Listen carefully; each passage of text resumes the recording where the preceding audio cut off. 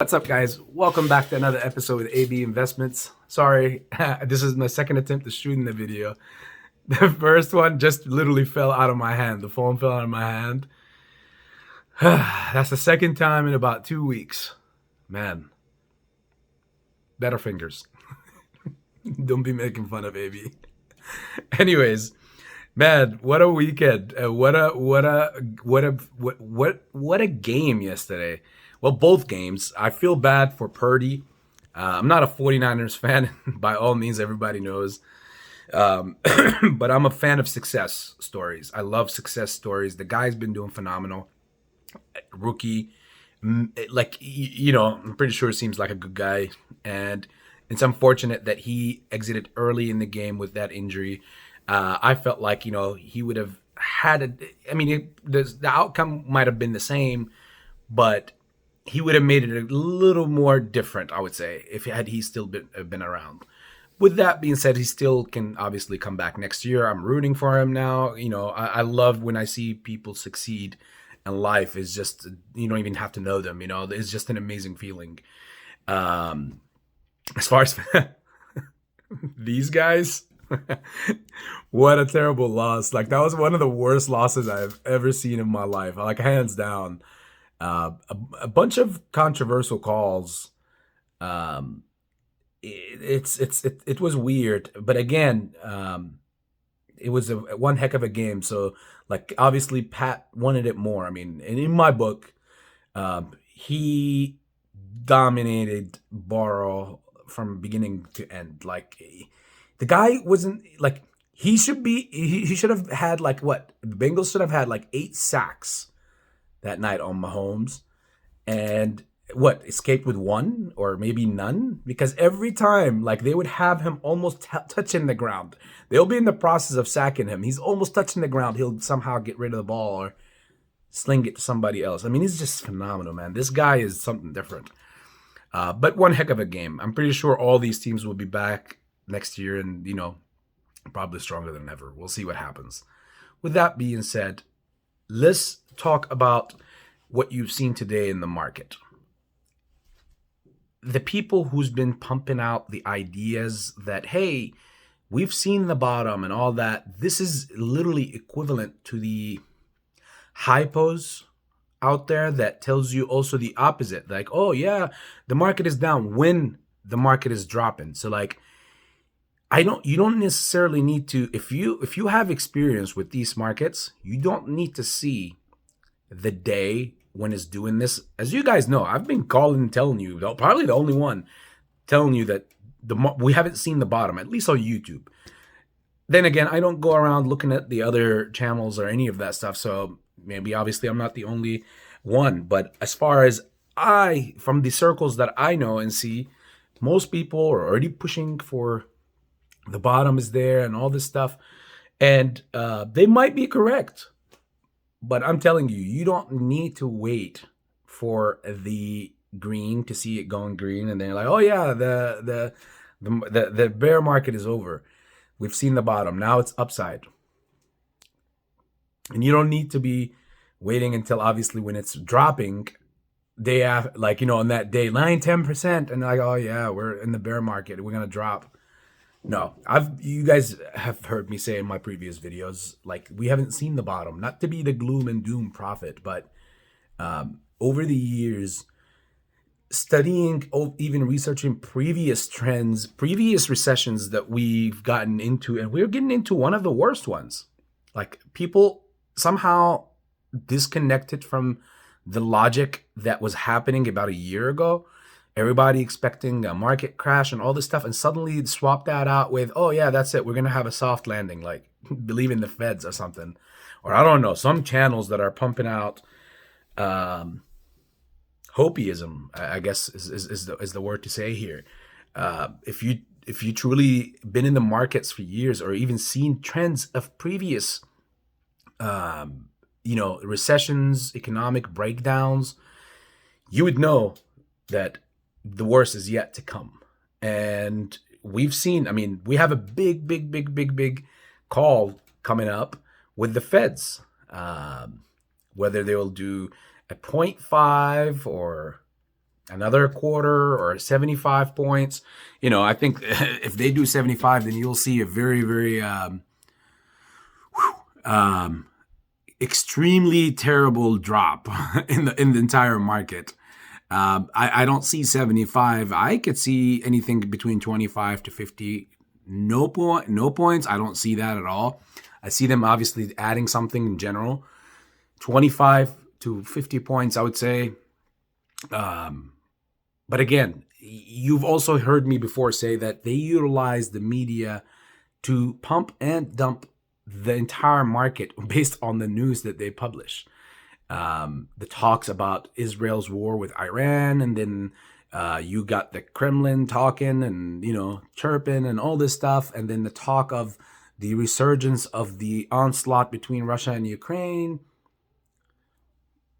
Oil drops. Oh, let me guess, because of the war of Israel and Iran now, because Israel attacked Iran. Okay, it's nothing new in the entire in the financial markets. What I'm breaking to you is how they manipulate and play with the evaluations, or even give you a justification through any random news can be spun in any way that they can see. So it can be like, hey, Russia fighting Ukraine, no more gas.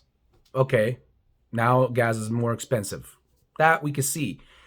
Oil, Russian oil, Iranian oil. Now there's a second war going, and it looks like it's starting, and it's gonna be worse. So therefore, now you have oil going up in price, and most likely, obviously, gas would surge up again, which eventually leads to what? More, obviously, inflation, more people getting angry.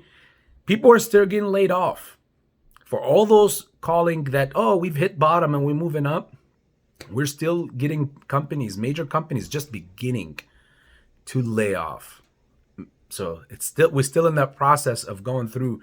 It's not finalized. They didn't filter through all of that stuff yet. You'll see so many other companies laying people off. You still haven't seen some catastrophic things occur to people's pension funds and all that. This is when bottoms have hit. This is why I'm telling you, when the bottom hits, it's going to be unanimous. Everybody will agree. You won't have any random person coming up, oh, I don't think we hit the bottom. Oh, it's going to be unanimous. You'll know it. Everybody will feel it when it's there. It's not going to be something where, are we there yet? Or maybe, no, we still got some more to go. It won't be like that. You'll know when it's, everybody will know when it's, when it's bottom. Anywho, depending on what the Feds do this in this upcoming meeting, it could either speed up that process or not. We don't know their plans. We're always in reactionary mode, but they know what obviously is going on and what they're doing. The point is now is the fundamentals. We have somehow, as a community, and I'm picking up where I left off yesterday. We have somehow, as a community, picked up this ideology of, while fundamentals work, how can you make fundamentals work out of something that is unfundamental? So the one and only thing that is fundamental about everything that we have is the fact that that company is in debt. That's the only thing we could agree on as far as the fundamentals, that it is in debt. Everything else is not. No one will be able to answer your question about January 1st of 2021. No one. Because we were in every aspect. Because if we were to go with fundamentals, then the fundamentals that we have now are so much better than the fundamentals we had in January of 2021. We had no fundamentals. We were more in debt. We had no even outlook on the future. Many shorts even believe that it's even better to short those companies. That's specifically why they shorted GameStop and AMC and a bunch of other meme stocks, because they were the perfect targets. I mean, right now, AMC is in such a better position. Yes, we're in debt still. We're operating at a cash burn. but much less than what it was in January 2021. Not June, January 2021. And yet we closed to 27. And had we been suspended, we were going to have MOAS back then. And that's the issue that people are now having, like, and they will not answer too. They're not going to be able to answer the idea that that everything runs on these fundamentals. If we pay off the debt, we're not going to be the injured gazelle and stuff like that. And I'm using one of my friends' quotes. You know who you are, as far as the reference of the gazelle.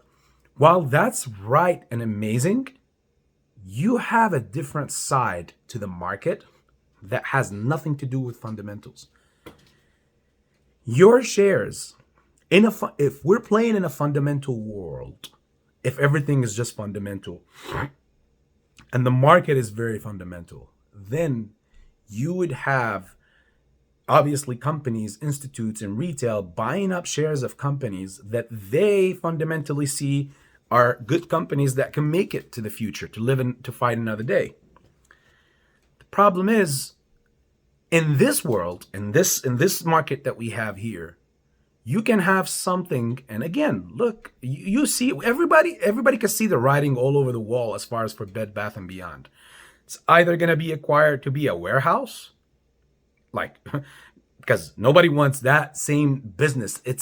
Amazon have revolutionized that entire business. All those department stores and everything, unless they get with it, they're out. And that's why Walmart was the first entity now that is trying to do the same thing that Amazon is doing. They're creating their own delivery vans. They had deal with what's their name? Covered it about like a few months ago. They had a deal with an electric EV company to make their I think it was BYD. I think so. Yeah, don't quote me on this, but write your comments in the comment section if you remember, and that would be basically great. But you know, obviously what I'm talking about. So any of those big department store, including the world's biggest retail store, which is Walmart, are getting with the program because that's what the game is. All e-commerce now, it's all about that game. So Bed Bath & Beyond, no fundamentals. Way worse than AMC's. Either going to be acquired for its commercial space at a discount, or Toys R Us 3.0, 2.0. Yet you still see those dumps and pumps within the stock because, again, there's another side in this market to the fundamental world, which is the shares. And this is what I want to focus and like put my finger basically on for everybody. I want everybody to follow along with. The reason why you see AMC, one of the main reasons of why you see AMC where it's at is because many of its assets that you and I were buying were all shares that we paid for, but we didn't get the share authentically. More like the entity that sold it to you took your money, but never actually made the purchase. And one of my other good friends gave a good example. Yesterday I was talking to my family members, and it's like basically buying a car outright. You're paid outright for it, but it's not in production yet. It'll be out in 2025, 2024, 2025. So will you get the car? Well, in good faith, hopefully you do. And that makes a big difference. People think about those synthetics as in, yeah, you're on the hook for them. You're going to be screwed. While that's true, they will get screwed for that. The one thing about that, why do they do it? Because it goes and not counts against the market capitalization of the stock, which means the company's cap will be much lower, which means the share price will always be also much lower. If all those failure to deliver / all those unpurchased assets were to be purchased like they were supposed to be fundamentally, we wouldn't be at this price and we wouldn't be at this place right here. In fact, we wouldn't even be in this play anymore because people would have been margined long time ago. Another thing I want to talk about, and I'll make that the topic, I guess, of next video, maybe tomorrow, is what I expect from Adam Aaron and that board. Unlike many other channels that give the undivine support and trust to something, again, that's lesson number one in life. You learn. You don't give an unconditional amount of trust to anyone in life unless it's your maker. That, or even like look at many people, like look at Doncic from the Dallas Mavericks. His mother screwed him. Like his mother screwed him on his business ordeals. His own mother. The world that we live in today, you can't, if you can't even trust your own mother, and I'm not saying this generally to everywhere, but those situations are out there. For examples, if you don't protect yourself and take care of yourself at all times, you can't just give unconditional trust into someone, even if they're good people. Everybody makes mistakes. And the moral of this next video that is coming out tomorrow, or we will talk about, or we'll chat about, is the idea that when people make mistakes, you call them out. Is it the end? No, because we're still here. Just whining over it will not change the fact.